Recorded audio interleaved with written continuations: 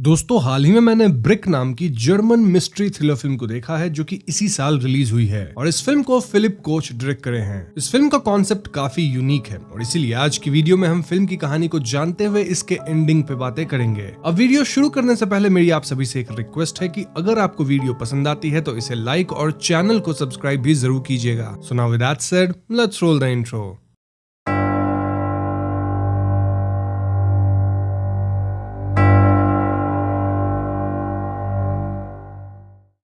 तो फिल्म के शुरुआत में हम एक कपल से मिलते हैं जिनका नाम टिम और ओलिविया है। टिम एक गेम डेवलपर है और ओलिविया एक आर्किटेक्ट है। हमें इनके कुछ फ्लैशबैक्स दिखाए जाते हैं जिससे हम समझ पाते हैं कि टिम और ओलिविया हमेशा से एक दूसरे को बहुत पसंद करते थे, लेकिन फिर ओलिविया प्रेग्नेंट हुई और अनफॉर्चुनेटली इनका बच्चा डिलीवरी के वक्त नहीं बचा। ये एक बहुत ही ट्रॉमेटिक इंसिडेंट था जिसके बाद से टिम और ओलिविया की रिलेशनशिप में थोड़ी दरारें आ गई हैं। जहां ओलिविया इस ट्रॉमा से आगे बढ़ना चाहती है, इसे डिस्कस करना चाहती है ताकि वो एक फ्रेश स्टार्ट ले सके, वहीं टिम अब ओलिविया पे ध्यान नहीं देता, बस अपनी गेम डेवलपमेंट वाले काम में लगा रहता है। अब यहाँ आप एक बात ध्यान रखिएगा कि हम इनके घर में एक मक्खी को, फ्लाई होता है ना, उसे देख पाते हैं जिसे टिम ग्लास में बंद करके खिड़की से बाहर करना चाहता है, लेकिन वो ऐसा कर नहीं पाता। इस बात का स्टोरी से कोई लेना देना नहीं है, लेकिन थियरी सेक्शन में हम इस पे बात करेंगे। एनीवेज, एक दिन टिम और ओलिविया लंच टाइम पे बाहर जाते हैं जहां हम समझ पाते हैं कि इनकी बिल्डिंग का रेनोवेशन पिछले 3 महीने से चल रहा है। फ्रीडमैन नाम का एक बंदा रेनोवेशन कर रहा था जो कि बताता है कि फाइनली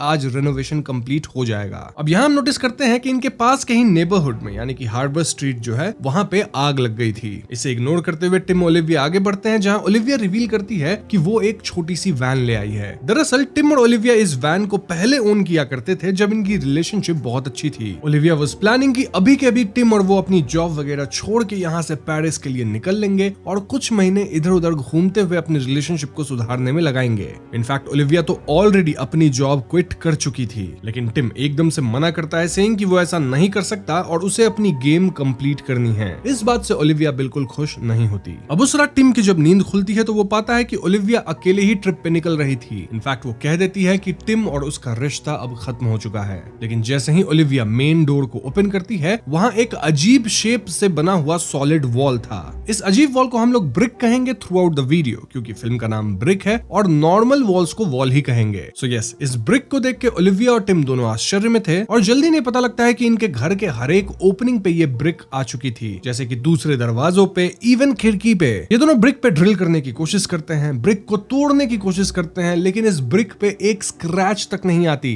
हद तो तब हो जाती है जब ये लोग घर के नॉर्मल वॉल को ड्रिल करके घर से निकलने की सोचते हैं, लेकिन नॉर्मल वॉल्स के पीछे भी ये ब्रिक थी जिसे नष्ट नहीं किया जा सकता था। ऐसा लग रहा था मानो इन ब्रिक्स ने पूरे बिल्डिंग को बाहर से घेर लिया है। इसके कारण इनके फोन्स में ना तो कोई रिसेप्शन आ रहा था, ना ही इनका वाईफाई काम कर रहा था। ब्रिक में कुछ इलेक्ट्रोमैग्नेटिक वेव्स जरूर थे क्योंकि फोन को इसके पास ले जाने पे फोन ग्लिच कर रही थी। इसी दौरान टिम और ओलिविया को इनके बगल वाले फ्लैट से कुछ आवाजें आती हैं और ये लोग साइड वाली शेड वॉल को ड्रिल करते हैं। वहां भी 2 लोग फंसे थे जिनका नाम मार्विन और एना था। ये दोनों बार्सिलोना से थे और घूमने फिरने इस जगह पे एयरबीएनबी करके आए थे और अब ये दोनों भी ब्रिक के कारण फंस चुके थे। इस पॉइंट पे आप पूछ सकते हैं कि ये वाला वॉल ड्रिल कैसे हुआ? वेल, बिल्डिंग के अंदर कोई भी वॉल्स एंड फ्लोर्स तोड़े जा सकते हैं, मतलब नेबर का शेड वॉल ड्रिल किया जा सकता है या फ्लोर को तोड़ के आप नीचे वाले फ्लोर पे जा सकते हैं, लेकिन हर उस जगह पे ब्रिक होगी जहां से आप बिल्डिंग के बाहर जाने का सोचेंगे, जैसे कि मेन डोर, विंडोज वगैरह वगैरह। खैर, आगे हम समझ पाते हैं कि मार्विन ड्रग्स वगैरह लेता है और वो बहुत ज्यादा इंपल्सिव है, लेकिन वो दिल से वैसा कोई बुरा आदमी नहीं है। टिम और ओलिविया डिस्कवर करते हैं कि हर अपार्टमेंट में जो ब्रिक डोर को ब्लॉक कर रहा है उसमें 4 स्क्वायर्स एरिया है जहां मैग्नेटिक फील्ड सबसे ज्यादा हाई है। टिम और ओलिविया इन स्क्वायर्स में मेटल की चीजें चिपका देते हैं, like spoon, knife and all that, लेकिन एकदम से ये डोर इन चीजों को रिपेल करती है जिससे कई नुकीली मेटल की चीजें टिम के बैक में पियर्स करती हैं। इससे टिम थोड़ा चोटिल होता है, लेकिन ओलिविया तुरंत ही उसका फर्स्ट एड करती है।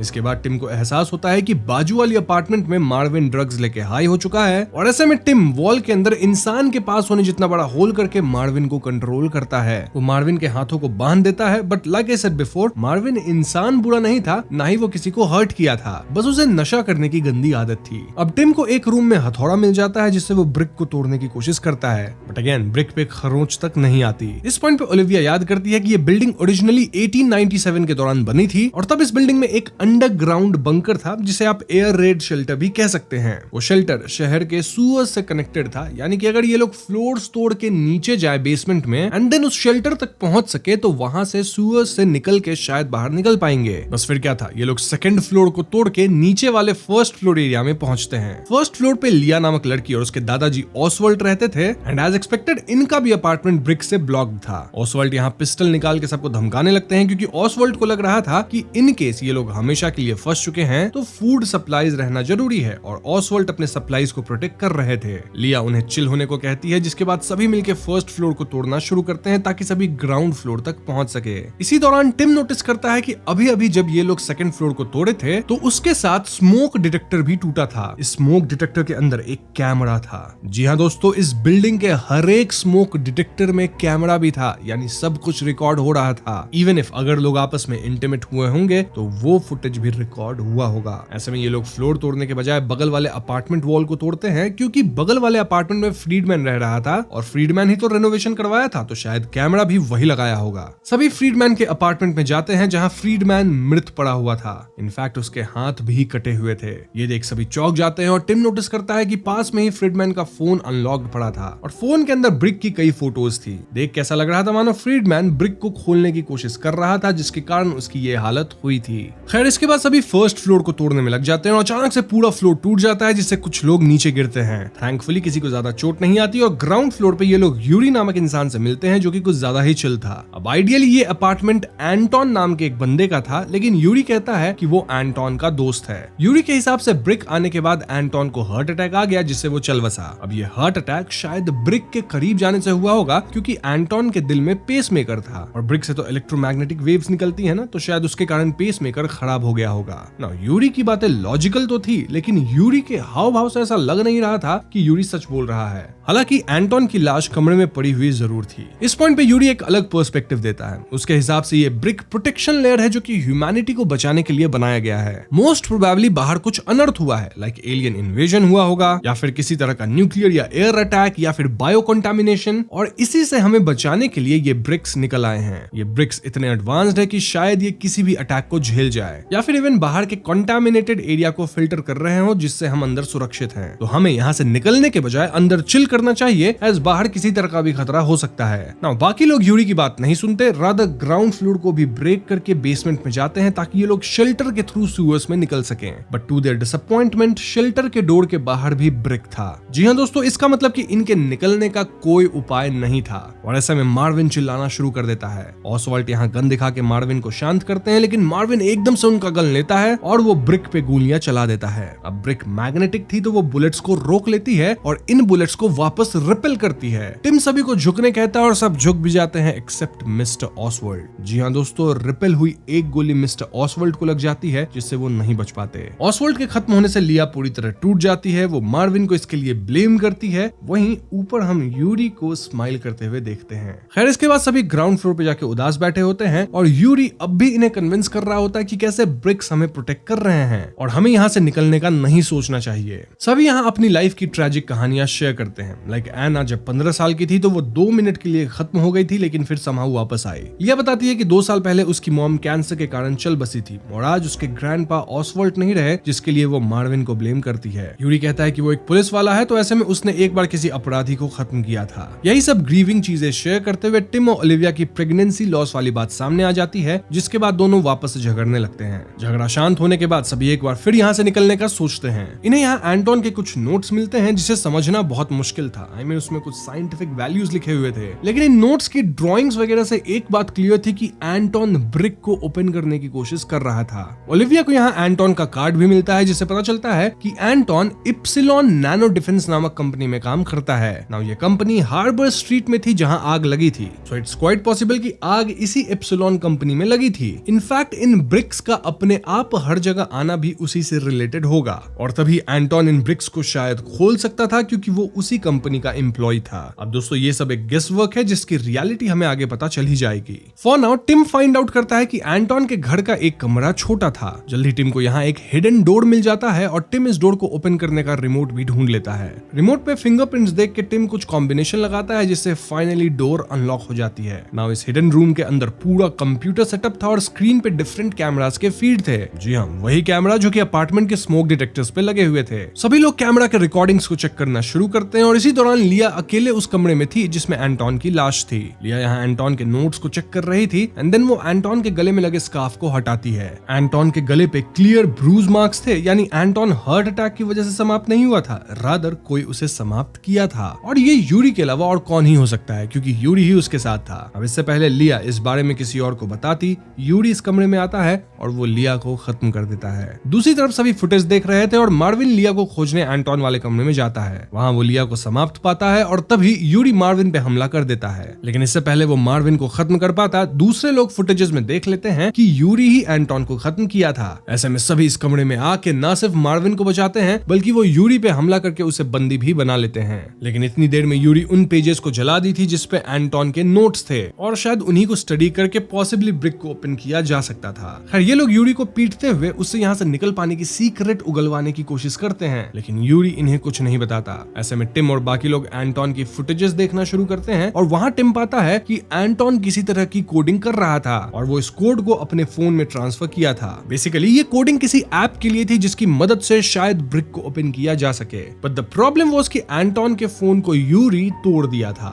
स्टिल टिम एंटोन के टूटे फोन को रिकवर करता है और वो कोडेड ऐप को किसी तरह अपने फोन में ट्रांसफर करता है। इससे फाइनली इप्सिलॉन की ऐप टिम के फोन में चल जाती है और ये ऐप ब्रिक को स्कैन कर पा रही थी, जैसे हम किसी क्यूआर कोड को स्कैन करते हैं। ब्रिक के 4 स्क्वायर्स को ऐप हाईलाइट कर रही थी और हर स्क्वायर को प्रेस करने पे फोन फ्लैश होती थी। किसी स्क्वायर पे 1 फ्लैश होता, दूसरे पे 2 फ्लैश, तीसरे पे 6 फ्लैश और चौथे पे 8 फ्लैशेस। नाउ फोन पे चारों स्क्वायर्स को रैंडमली एक के बाद एक प्रेस करने पे ब्रिक अजीब तरह से लिक्विफाई हो जाता है। एना इसे टच करती है लेकिन एकदम से ब्रिक वापस से सॉलिडिफाई होने लग जाता है। एना को सब बाहर खींचने की कोशिश करते हैं लेकिन ब्रिक एना को अंदर खींच रही थी। फिर एकदम से ब्रिक वापस ओरिजिनल स्टेट में आती है और एना का फंसा हुआ शरीर कट जाता है। जी हाँ दोस्तों, इससे एना समाप्त हो जाती है और मार्विन पूरी तरह से भड़क जाता है। मार्विन यहाँ गन उठाता है और यूरी पे चला देता है क्योंकि यूरी ये सब एंजॉय कर रहा था। देन मार्विन खुद को भी समाप्त कर लेता है। इस सीन से एक और बात क्लियर होती है कि इस ब्रिक को खोलने के चक्कर में शायद फ्रीडमैन भी समाप्त हुआ होगा क्योंकि उसके भी दोनों हाथ कटे हुए थे।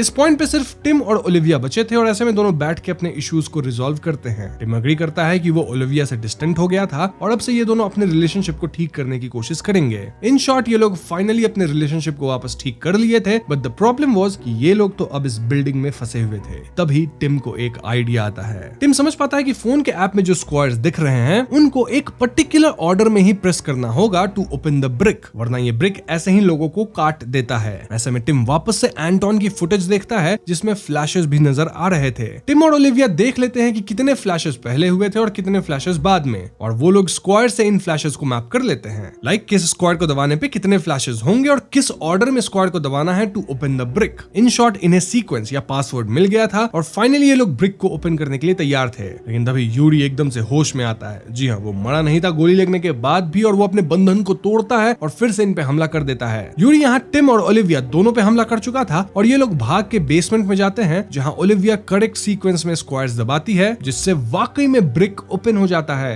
लेकिन इस पॉइंट तक यूरी टिम को खत्म ही करने वाला था। अब ओलिविया के पास चॉइस था कि वो टिम को छोड़ के भाग सकती थी, लेकिन ओलिविया ऐसा नहीं करती। वो यूरी पे हमला करके उसे गिरा देती है। देन ओलिविया और टिम फाइनली बिल्डिंग से बाहर निकल पाते हैं। नाउ बाहर ये दोनों देखते हैं कि शहर की हर एक बिल्डिंग इस ब्रिक से कवर्ड थी और पूरा शहर खाली था। तभी इन्हें अपनी वैन दिखती है जिसे ओलिविया खरीद के ले आई थी और इसमें ही बैठ के दोनों निकल लेते हैं। वहीं बैकग्राउंड में हम नेशन के दूसरे स्टेट्स की हेलीकॉप्टर्स और जेट्स को देखते हैं जो कि पता लगाने की कोशिश कर रहे थे कि आखिर इस शहर में हुआ क्या है। अनाउंसमेंट्स में हम सुन पाते हैं कि इप्सिलॉन डिफेंस में आग लगने की वजह से एक सीरियस डिफेंस माल फंक्शन हुआ, जिस वजह से ये ब्रिक्स पूरे शहर को कवर कर लिए हैं। घर के अंदर के सभी लोग फंसे हुए हैं लेकिन बाहर वाले लोग शायद सेफ्टी तक पहुंच गए हैं। Authorities are trying to resolve this, और फाइनल सीन में हम पहले सीन वाले मक्खी को देखते हैं जो कि टिम और ओलिविया के साथ फ्री हो चुका है। यहीं पे फिल्म खत्म हो जाती है। तो दोस्तों ये थी ब्रिक मूवी की कहानी, और अब हम फिल्म के थीम्स, एंडिंग्स और थियरीज पे बातें करेंगे। ब्रिक मूवी का मेन थीम है आइसोलेशन वर्सेस लिबरेशन का, बोथ फिजिकली एंड इमोशनली। एक तरफ कैरेक्टर्स फिजिकली एक बिल्डिंग में बंद हो जाते हैं जहां से निकलने का कोई रास्ता नहीं है, दूसरी तरफ इमोशनल ट्रॉमा, गिल्ट और रिलेशनशिप इश्यूज ने उनको अंदर ही अंदर बंद करके रखा है। फिल्म एक्सप्लोर करती है कि एक्सट्रीम सर्कमस्टेंसेस सर्कमस्टांसेस में लोग कैसे रिएक्ट करते हैं। जैसे कुछ लोग सेल्फिश बन जाते हैं, कुछ प्रोटेक्ट करते हैं, कुछ लीड लेते हैं, एंड देन कुछ यूरी जैसे लोग भी होते हैं जो कि पूरी तरह से डिल्यूजनल हो जाते हैं और अपने आप में सेवियर कॉम्प्लेक्स पाल लेते हैं। But the question here is कि आखिर इस फिल्म में हो क्या रहा था।